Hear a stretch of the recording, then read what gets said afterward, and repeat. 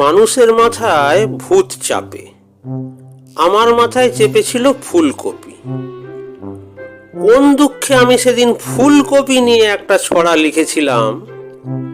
শীতের দিনে তোমার কাছে ফুল চাইনি প্রিয়, সময় পেলে রান্না করে ভাজা ফুলকপি দিও। শীতের দিনে তোমার কাছে ফুল চাইনি প্রিয়, সময় পেলে রান্না করে ভাজা ফুলকপি দিও। ফেসবুকে এই ছড়া পোস্ট করার পর আমার জীবন এবং যৌবন ভাজা ভাজা ভাজা ভাজা তিলের খাজা হয়ে গেছে একদম। মিতু, আমার বউ, আমাকে বলল, এই কবিতা তুমি কার উদ্দেশ্যে লিখেছ? আমি সরল গলায় বললাম, কার উদ্দেশ্যে মানে? এরপর মিতু একদমে অনেকগুলো প্রশ্ন করলো। সব মিলিয়ে প্রায় ৫০ তো হবেই। সব কয়টা প্রশ্ন আমার মনে নেই, অল্প কয়েকটা মনে আছে। যেমন ধরেন, প্রথম লাইনে একটা শব্দ আছে, প্রিয়। কে তোমার প্রিয়? কে তোমাকে ফুল দেয়? কেন দেয়? কিভাবে দেয়? কোথায় দেয়? দিনে কয়বার দেয়? কি ফুল দেয়? আর কি কি দেয়? কি কি দিতে বাকি রেখেছে? তাজা ফুল না প্লাস্টিকের ফুল? কার কাছে তুমি এই শীতে ফুলের বদলে ফুলকপি চাইছো? এত কিছু থাকতে ফুলকপি চাইতে গেলে কেন? কাঁচা ফুলকপি না চেয়ে রান্না করা ফুলকপি কেন চাইলে? অন্য কোনো মেয়ে কেন তোমার জন্য ফুলকপি রাঁধবে? ঘরের রান্না মুখে রোচে না? ফুলকপি মানে কি সবজি ফুলকপি, না এর কোনো গোপন অর্থ আছে? সারা জীবন ফুলকপি খেয়েও শখ মেটেনি, আর কত ফুলকপি চাও? কবে তোমার পেট ভরবে? বুড়ো হচ্ছ আর খিদে বাড়ছে, তাই না? পেয়েছো কি? পেয়েছোটা কি তুমি আমাকে? তোমাকে কি আমি খেতে দিই না? রাস্তাঘাটে ফুলকপি চেয়ে বেড়াও।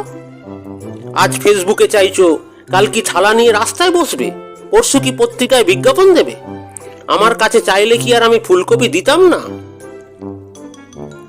সব শেষ প্রশ্নটা মনে আছে, বড়ই নির্মম। তোমার এত লোভ কেন? আমি কোনো প্রশ্নেরই উত্তর গুছিয়ে দিতে পারিনি, ফলে আমার জীবন হয়ে গেছে ফুলকপিময়।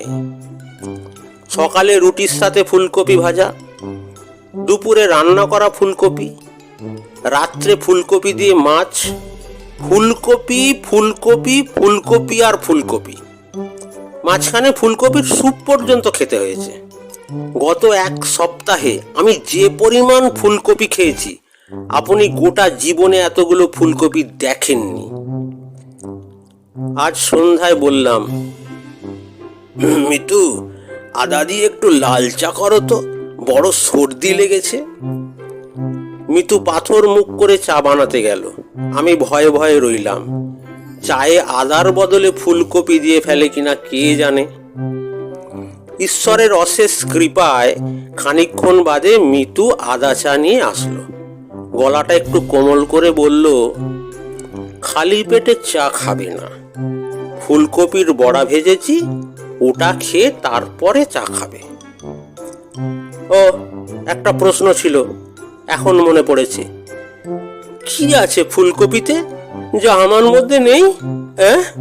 ও, আরো একটা প্রশ্ন এখন মনে পড়লো। এখন সত্যি করে বলো তো আমাকে, না জানিয়ে তুমি এ পর্যন্ত কতগুলো ফুলকপি খেয়েছো লুকিয়ে লুকিয়ে?